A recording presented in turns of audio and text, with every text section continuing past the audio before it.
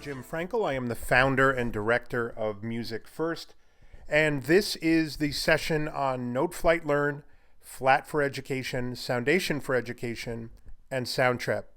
So first of all, thank you for coming to the exhibit hour. I hope you enjoyed the sessions this morning, and I am sure you will love the rest of the day, especially Dr. Mackie Spradley as our keynote speaker at 3 p.m. Eastern.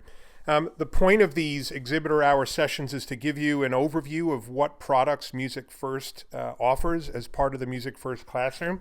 They're also offered as standalone versions, but what I'm going to focus on for the next 48 minutes is how you can use Noteflight, Flat, Soundation, and Soundtrap with your students, especially in this kind of unknown virtual, blended, and in-person school year that many of us are facing coming in the month or two ahead. So anyway, let's just jump right in and start off with, first of all, asking why on earth does a music educator need notation software and a digital audio workstation, also known as a DAW, as a part of your music program? Well, I know for a fact that the most popular software there is for music education is notation software. And that's because as music educators, we need a way to create music, to write music, to be able to print it out and give it to our students. It's like being an English teacher without a word processor. So notation software for years and years and years was very expensive.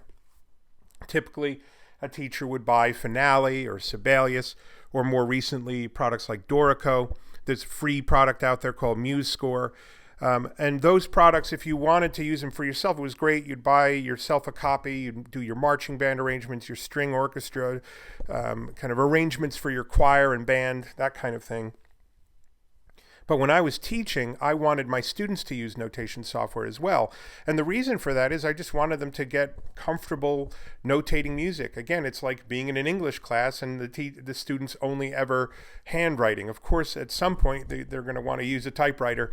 And so that's the way I looked at notation software. It's just like a word processor for writing down musical ideas. But in my classes, I always wanted my students to be composing, notating, learning how to read music, and doing some of my general music activities in notation software.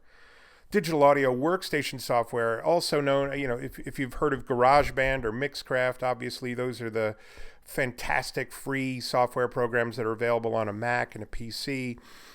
Things like Logic, Ableton Live, Pro Tools, Cubase, all these fantastic professional level digital audio workstations. The intent of them in the professional world is to capture music, to capture recordings, to blend them with other tracks. So some of those tracks can be virtual instruments, playing, recording real instruments or virtual instruments into a track, but recording multiple tracks and blending them together, mixing them together for a finished product. So if you think of notation software as the way to transmit music for musicians to play live, the digital audio workstation is a way to capture that live performance. It's one way of looking at it. There are many others. Now, a lot of since the birth of GarageBand, a lot of kids have become bedroom producers, if you will. They're writing music in their bedrooms. Think of Billie Eilish. Think of Justin Bieber. These people who create music in their house and then put those, Lorde, I remember she did her whole album in her bedroom, basically, and they're using digital audio workstation software. So why is it good for a music educator? Well, there's a whole bunch of things you can do with it, but mostly the way I think of it as an avenue for students to be creative in a kind of not needing to know notation software, just trying to get their musical ideas down, whether they're singing them, playing them, building loops, bringing in outside audio, playing virtual instruments. So not only being creative, but also for performance ensemble use. So you can upload a track, backing track, and have your students sing over that backing track or play their instruments over it. I used to use GarageBand for things like teaching kids how to improvise. So you'd put in a comp pattern, you'd repeat it, loop it over and over, and have the students use that recording to practice improvising at home. Anyway, many ways to use it. We'll look at them right now. When I was teaching, and I taught middle school general music in the New Jersey public schools for 15 years, this was the type of these are the types of things I did with my students. So music theory worksheets, absolutely fantastic. I'm printing them out, having them handwrite them, or also disseminating them digitally and having them complete them in the actual notation software. So Noteflight Learn has a fantastic repository of content. There's a free content library with over 300 files that you can use with your students, and there are theory worksheets. Flat4Education is coming out with a worksheet a component of their software, but they also have a beautiful way of integrating directly into things like Google Docs. So making music theory worksheets and tests is really simple with notation software. And I would create those for my students. Composing short melodies. We have a piece of premium content called Inside Music. It's being actually demonstrated in another session right now by Stephanie Wigand. Having students start to actually compose music in notation software is very different than having them do it in digital audio workstation software. It's a different part of their brain they're using, a different mindset, different challenges that are posed. But I used to love having my students create little short 4-measure melodies using stepwise motions, skips, and leaps. And having them start and end on a C and only use quarter notes, eighth notes when I first got started with them. And that was always very successful. An invention project, which I'm actually going to show you briefly, I would have when I was teaching general music, and I was actually teaching the history of Western music and on the subject of Bach. Whenever I would teach about a composer, I wanted the students to try to have a little hands-on experience with their actual music. So I would take my favorite Bach invention, which is invention number 8. I deleted the left hand, only gave them the right hand, had them copy and paste the right hand into the left hand, offset it by 1 measure, and try to figure out where the invention falls apart.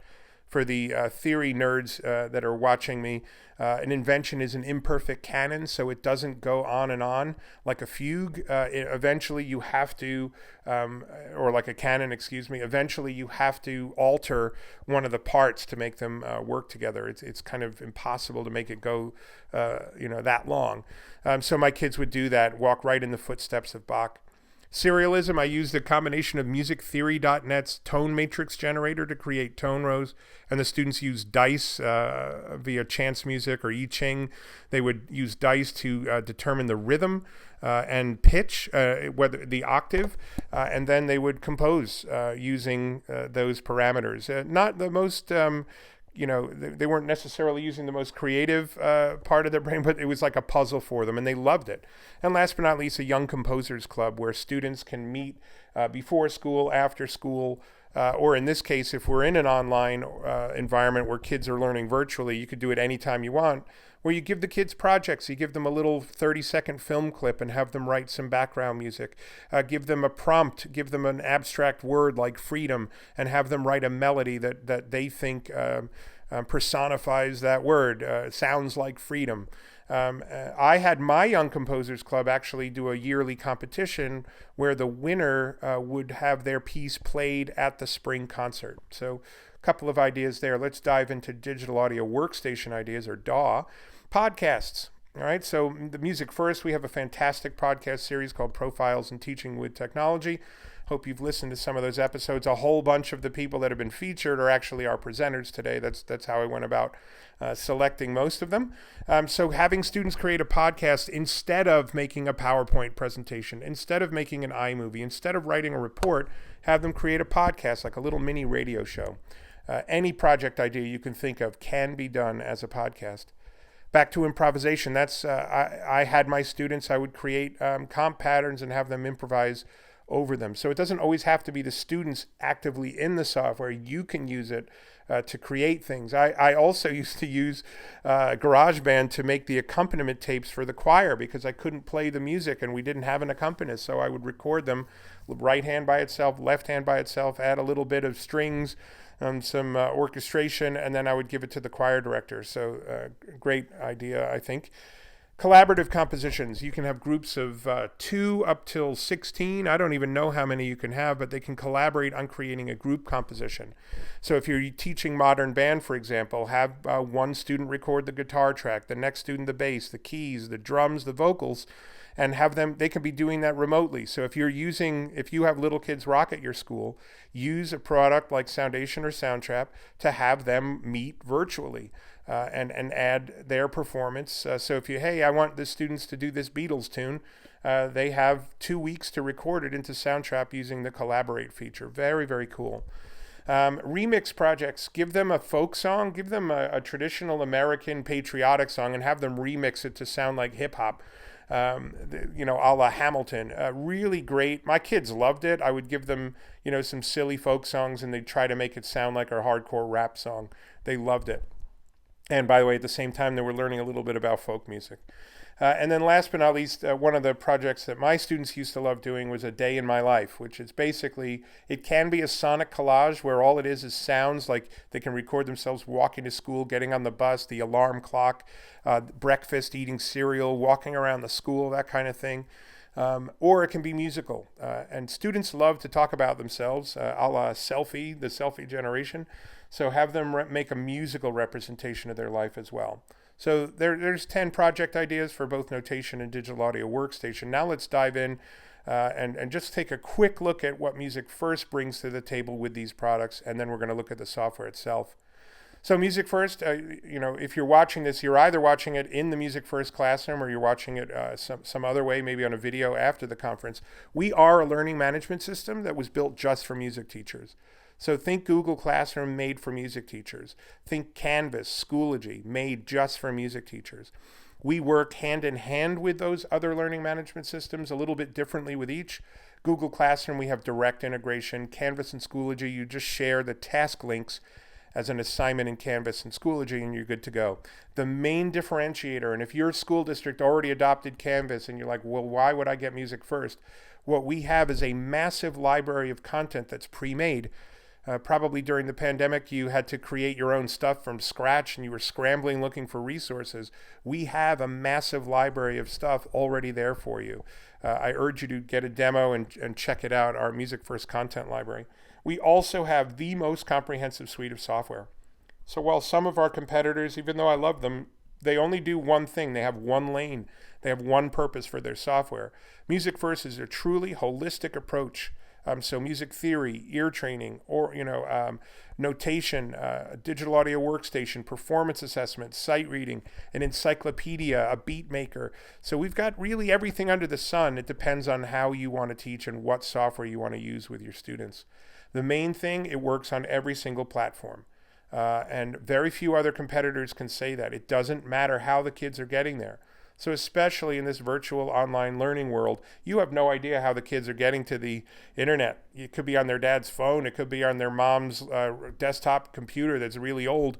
It doesn't matter. As long as the students have access to the Chrome browser, they will be able to successfully complete any of the assignments he gives, participate with you virtually. I'm sure that happened to you where kids like, I can't get to the internet, so I can't take your band class. See ya. As long as students can get to Chrome, they can get to your music class. If their students are using iOS devices, specifically iPhones and iPads, they need a free student app. We vastly improved that student app right at the beginning of June, I believe. It's so much better than it used to be, so don't worry about the negative reviews. We've done responsive design and it looks fabulous now. So that is a free app. They can get that, download it. We do, as I mentioned, 10 software titles that are available through MusicFirst Classroom. Focus on Sound is included with every single purchase. Generator, that is an encyclopedia of instruments and music terms. It's a music dictionary, if you will, with tons and tons of quizzes that are pre-made and tests. Generator is a beat-making app. Kids love it. You might think it's odd, but that's how I actually had my students create their own loops. PracticeFirst is our performance assessment software. Think smart music, but we do it a whole lot differently. And our assessment algorithm, in our opinion, is infinitely more accurate because we do audio matching rather than audio to MIDI. Sight Reading Factory is an extremely popular tool for teaching kids how to sight read. Aurelia is ear training. Musician is music theory. But the four that we're going to be talking about in this quick session are Flat4Education, Noteflight Learn, Soundation4Education, and Soundtrap. All right, so the first thing we're going to do is, before we see the software itself, There are 4 different types of tasks. Only 3 of these are applicable with these categories of software. So first is a generic task. That's where you tell a student, hey, go into Noteflight, go into Flat, go into Soundtrap, go into Soundation, and just create stuff and hand it in when you're done. That's a generic task. As little work for you as possible, as much as possible for the kids.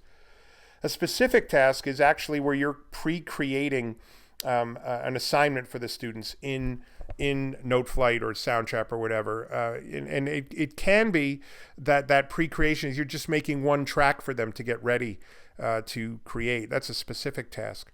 A template task is when you're actually adding content. So you are going into Flat, for example, and writing in half the example and wanting the students to write the other half, or doing with Soundtrap, going in and creating or uploading an accompaniment track that you might be using with your students in your choir, or let's say you're doing a Broadway junior musical, you can upload a backing track and have your students sing or play over that. That's a template task where you're actually putting stuff in, not just setting it up for them. And then free play is letting the kids use the software whenever they want. Most importantly, it's all single sign-on, it's all browser-based, and it is cross-device compatible. So let's get into the software. Enough of me talking. So I'm going to get out of my Keynote slide deck and jump right into the MusicFirst Classroom. So here's the teacher dashboard. Here's the software tab, and we're going to be looking at Flat, Noteflight, Soundation, and Soundtrap. So first, let's look at Flat. Flat is our newest partner. We brought them on right at the end of June, beginning of July. You come in, you're immediately met with the scores that you've already started creating. But over here, you can import a new score or a different kind of file, a music XML file. But I'm going to create a new score. You can also create a new tab. So I'm going to put Music is Wonderful is the name of my brand new score. Continue. I can choose, well, what do I want? One of the differentiators between Flat and Noteflight is that they have samples, audio samples, so the sound quality is pretty awesome. You will notice that only when you see HQ.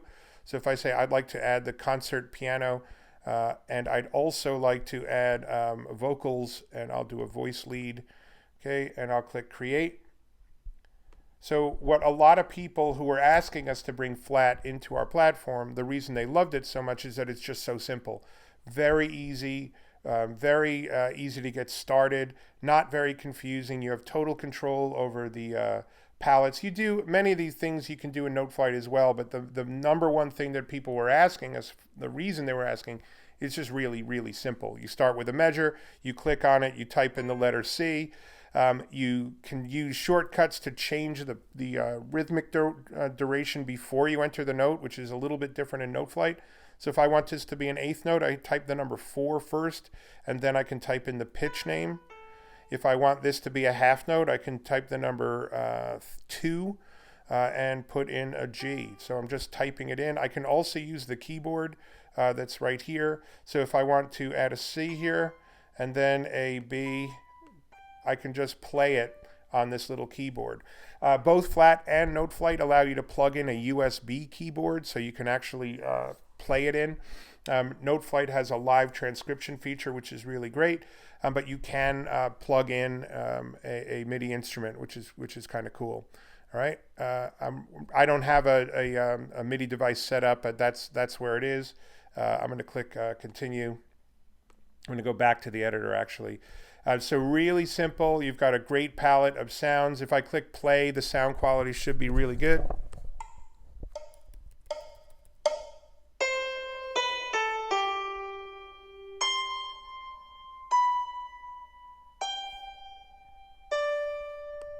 All right, I can bring in all these little guys here are the palettes, and what I really like about the way Flat does it is that it's only one palette at a time, so it's not very confusing.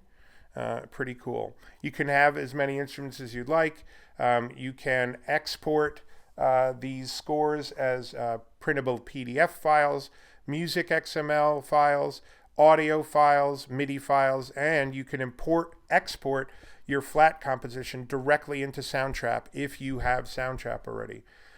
Pretty cool. There's a typing the display for all the shortcuts, which is really, really handy.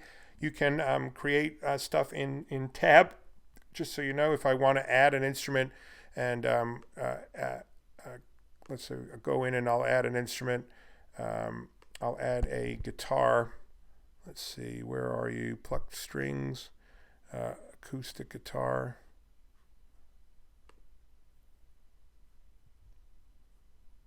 All right, there we go. It's giving it, so if I go in here, which is kind of cool, if I put in the numbers, the letter C, it automatically adds the tab there, which is pretty cool. All right, so really great, very easy to use, really intuitive, great software, $2 per seat, no extra fees, really pretty slick. So that's flat, super fast view. Let's go into Noteflight. It is officially Noteflight Learn. Noteflight is the consumer version. Noteflight Learn is the version that we're going to use with students. The free version of Noteflight, by the way, both Flat and Noteflight have free versions. They're really not that great for teaching with at all, mostly because kids are transmitting their work to you via email. The fact that they have to use an email address to get an account is against federal privacy laws if they're under the age of 13. So getting Flat for Education or Noteflight Learn is definitely the better way to go if you're in a school teaching situation. Now, I'm going to create a score in Noteflight. I go to the Create button. I choose my template, or I can import an XML file or MIDI file just like I just showed you in Flat. But I'll open it up. I've got my score ready to go. I've got all the palettes. I can determine which palettes I see here by clicking on here and say, you know what, I don't really need to see the text tool right now, and it will get rid of that palette. So you can simplify the palette view of Noteflight Learn. Couple of quick things. What's different about this? So first, number one, they have an audio record feature. So anything that you type into Noteflight and assign to the students, they can make an audio recording of it and submit it to you. Another huge thing, Noteflight just announced last week that Essential Elements Interactive content will be now included with every seat of Noteflight Learn for no extra charge. The way to access that content is if your students have the Essential Elements book, the physical book, there is a code. It's an activation code. They will have to enter that activation code in Noteflight Learn to unlock the essential element activities, and they'll be able to see every activity in Noteflight and make an audio recording of them. The backing track is not available in the Noteflight Learn version, and at the moment it's not out yet. It's not available, but it's coming very soon, John tells me. So there's a transcribe button. There is a export button. So just like Flat, you can export the full PDF, individual parts, music, XML, MIDI. You can open it in Soundtrap. You can download it as audio files. And you can also download it as a Noteflight score so that people outside of your walled garden Noteflight community, they can see it. So if within the school, all the student scores are private. Nobody can see them except you and the students. By downloading as a Noteflight score, anyone can see it. And so that's pretty cool if they want to share that with their grandparents. Another major difference from Noteflight and Flat is that Noteflight just added, sorry, I exported as a PDF, I didn't mean to do that. Noteflight just added a really cool assessment feature called Soundcheck, and Soundcheck will allow you to immediately assess anything that you've written in Noteflight using the exact same algorithm that we use with MusicFirst. So that's really exciting. They also have Noteflight content libraries. So so Soundcheck is an additional $3 per seat. And the Noteflight libraries are an additional $3 on top of that. So for $8, you get Noteflight Learn with Essential Elements. You get Soundcheck so that you can assess all the stuff in Essential Elements as well as anything that you've created in Noteflight. And then with the Noteflight content libraries, any of the content that's in there, and there's including 80 band scores, and that library will grow. You can assess that now. It's pretty cool. This is not an assessment session, but I just wanted to mention that it's a differentiator for sure. Anyway, a really easy to enter notes. You click on a measure instead of it actually you typing right away. You have to type the pitch name in first.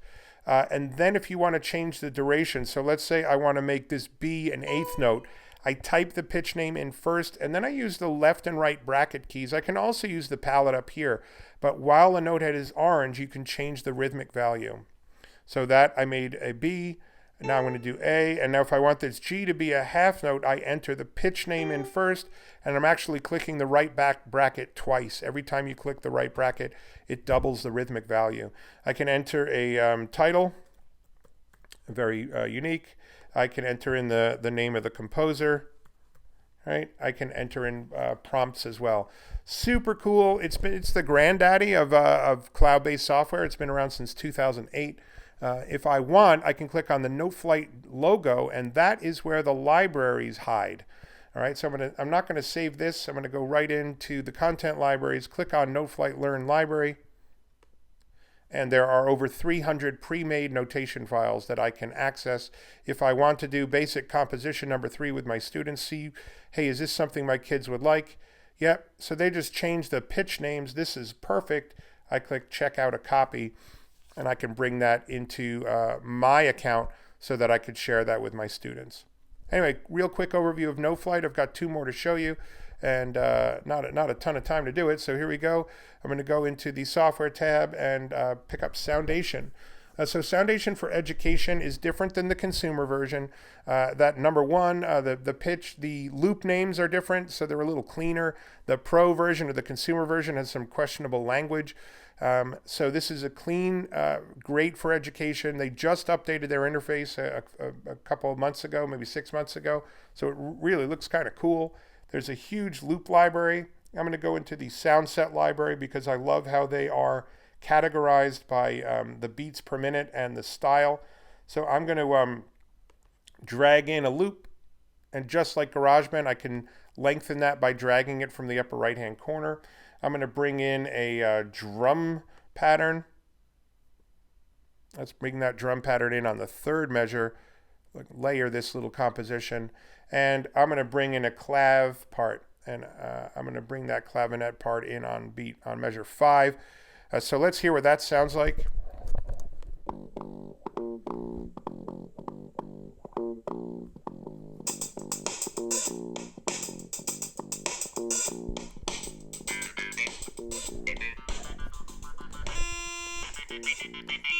Pretty cool. All right, so anyway, that's neat. I can record my vocals. If I go in here and go, hey everyone, my name is Jim, and I'm recording myself directly into a web browser. Now, obviously, I would do that with headphones. Let's hear that. I don't know why it's making that little beep, but there you go.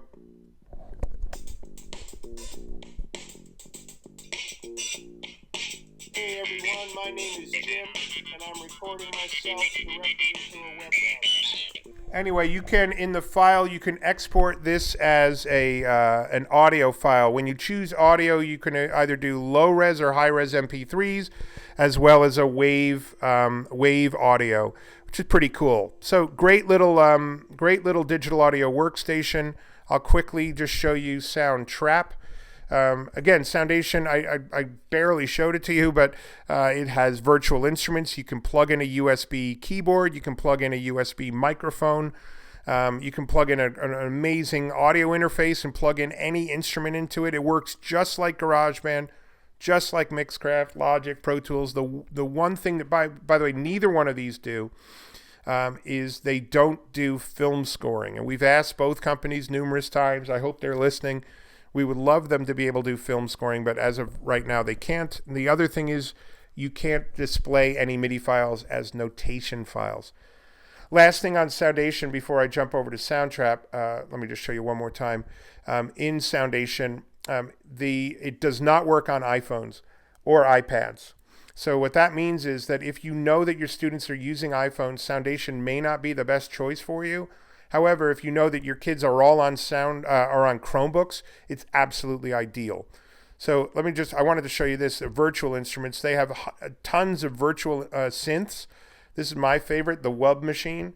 So you can go in here. This is an analog synth kind of thing. You can choose a sound, right? And then I can bring up a little keyboard and play it. If I don't like that sound, which I kind of don't, I can go in here to... let's do let's do a dub organ. Here we go. and I can go in and actually turn these knobs. Pretty cool. So, and you can also with Soundation bring in outside virtual instruments, which is absolutely ridiculous. It's a web browser. So let's jump over to Soundtrap real quick.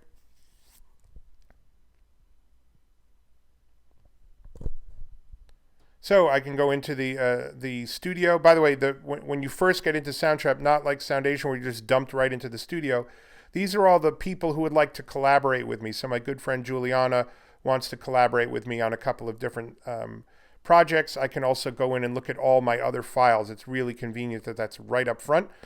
But if I go into enter the studio, I've got, I don't really need that. I can decide whether I want to make a music project or a podcast project. In this case, I'll pick podcast. And so what I can do is bring in a vocal track. I'll start the recording.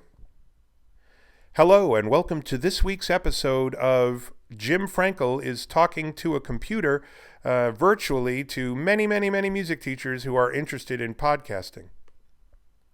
So I recorded that directly into the browser. Let me go back and listen to that beautiful recording.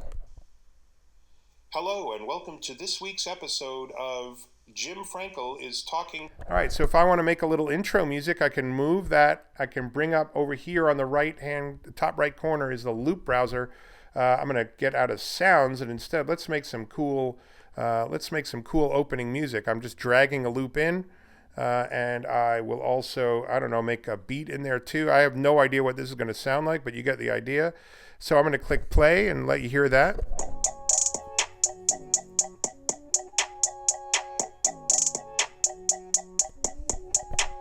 Hello, and welcome to this week's episode of Jim.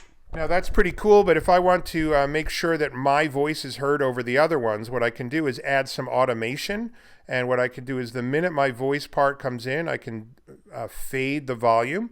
So what I'm doing is clicking this little box here, adding some volume automation, and I'll do the same thing here. I'll make the volume go down so that when I talk, you can hear it. I'll make those automations go away, and let's hear what that sounds like now.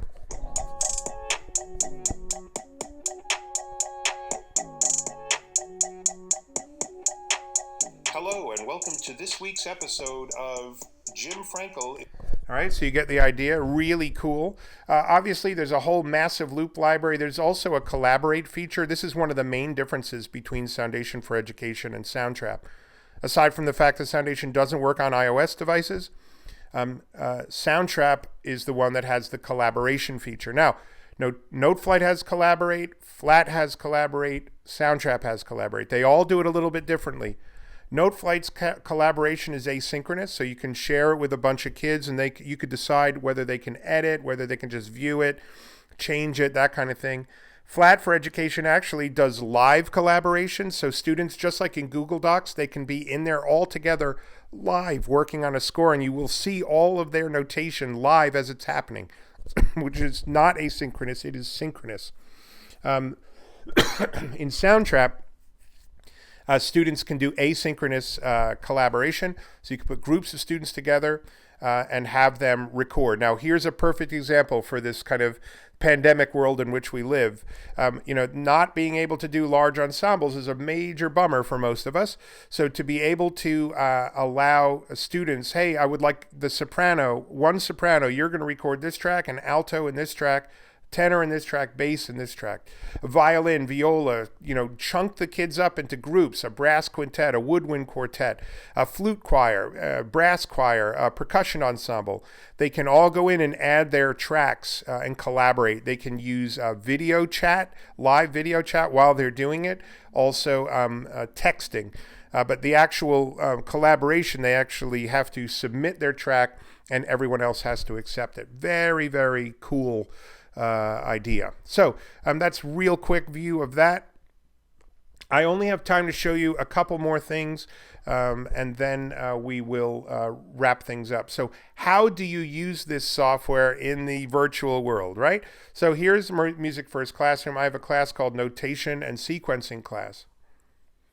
So in this case, I want to make a notation assignment. So I'm going to click Create Task. I'm going to make this task called Invention Project. So the one I mentioned earlier. So invention project, the students are going to write the left hand. I'm going to use Flat for Education in this case, give them very clear instructions, do this. I will make this due tomorrow. I can tag it to the standards if I'd like to. So I can go to the core art standards, say create, and this is going to be just anchor standards 1 and 2 and 3, why not? And I'm going to make this a graded assignment. I'm going to make it worth 100 points. If I wanted to, I could add a grading rubric, but because of time, I'm not going to. I'm going to click create task. If I want, I can share this task in platforms like Google Classroom. I just click Google Classroom, choose the class I want to share it with. That's all you have to do. If your students have the Remind app, you can share this on Remind. But the most important thing is I have to actually open it in Flat for Education. And this is a major difference between Flat and Noteflight, is the way you do the assignments. In Noteflight, you're dumped right into your library and you can pick a score or you can create a score. And then you have to go in and make sure that you save the score, share the score, and make it as an activity template. What Flat does is they dump you in. You have to make those decisions before you do anything. So you can either do a generic assignment where the kids are making something from scratch, or you make a template. Now, difference, when you choose a template, you already have to have that file in your library. You can't create it right now. So you make sure that you've already made the template. So I have, in this case, I'm going to go and select score, and I'm going to click invention number 8 in F major. Now, this is really cool. You can add instructions here so the students will see the instructions. You can add a link. So if you have a invention number 8 playing, you can just add a web link there. You can actually add a PDF or another musical score or anything from your Google Drive. So if you have materials that you want kids to check out before they start composing, that's unique. Noteflight does not have to do that, does not have that, but you can do that with the MusicFirst classroom. Then last but not least, the most powerful part, in my opinion, is the extras. You can choose a due date. You can choose which students get this assignment. So for a group of students only or all the students. This is awesome. The tool set, you can choose what tools the students are able to see. So if I go in, hey, I want my students to just see notes and measures. If I want to change that, yeah, I want them to see the notes and measures only. I don't want them to have any other toolbars. It's too confusing for them. So I'm going to click confirm, and then I'm going to click attach to MusicFirst. Okay. So it's due. Now what I'm going to do is open up a new incognito window and show up as a student. Right? So I created a student for this class whose name is student. There we go, student. I'm hoping that's the right one. Yep, and I am enrolled in 3 classes. My first name is Stu, last name Dent. I go to my notation and sequencing class, and there is an invention project that I have to do. So I click on it. Do this. Open in Flat. And what it does is it dumps me directly into that template file. After first I read the instructions or consume anything what my teacher wants me to see, and then I'm going to click Start Assignment. So it opens up that invention score that I've already given to the student, and they have to go in and start entering the correct pitches. All right. So I'm just literally typing the pitch names. Right. And when I'm done, and for now I am, I'll click Turn In. Another major difference between Flat and Noteflight, a student doesn't have to turn it in for the teacher to be able to see it. At any time, the teacher can go in and view student progress, which is great for that long draft, edit, revise process. So I'm done. I'm going to go in as a teacher now and see what that looks like. Just to show you how easy that is. There's, hey, student submitted a work. So I click on the submission. It takes me directly to that file. Right? I can give them feedback right here, which is pretty neat. This is not acceptable. Right, too short. And I can return to the student. Right? There we go. They'll see that they have to redo that. And if I get out of here and go back into my invention project, I can give them a grade here and say, actually, that's not so good. So far, I'm going to give you a 60, and I can add a comment if I'd like. Right? By the way, no Flat, Noteflight, Soundation, Soundtrap, none of them auto grade. Redo is my comment to the student. Anyway, I'm running out of time. Let me jump back into my keynote presentation, give you and wrap it things up. I hope that was pretty cool how our integrations work. By the way, it works exactly the same way with Noteflight, Soundation, and Soundtrap. So we have 4 products to choose from. The version that you just saw, which let's say Flat and Soundtrap and the MusicFirst Classroom, that is $10 per user per year. If you want Flat and Soundation, it's $8. If you want Noteflight, it's the same. It's Noteflight and Soundtrap, you're looking at $10 per user per year. Noteflight and Soundation, you're looking at $8. So pretty affordable, especially with the power that the tools have. If you're only interested in getting the software for yourself, no students, that's $199 per year. That gives you all the software, all the content. We do have a product for K-5 conceptual curriculum with software and an audio recorder called MusicFirst Junior. And MusicFirst Assessment, which is probably not going to be useful in the pandemic. That just gives you the platform for a few short weeks at the beginning of the school year to administer an assessment, and then at the end of the school year to administer the same assessment. Anyway, I'd like to thank you for taking the time during this exhibit hour. Hopefully you were having some lunch or doing something fun.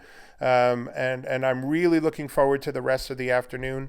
If you want a demo, just go to musicfirst.com, click in the upper right-hand corner on free trial, and we'll get you that demo. Just know that right now we are so overwhelmed it might take a couple of days to get you those demo credentials, but we're working as hard as we possibly can. Anyway, thank you for coming to the Music EdTech Conference 2020. I hope you're enjoying it. We are going to move forward together in the fall, and I know that the rest of the sessions are terrific. So thanks again, and have a great afternoon. Take care. Bye.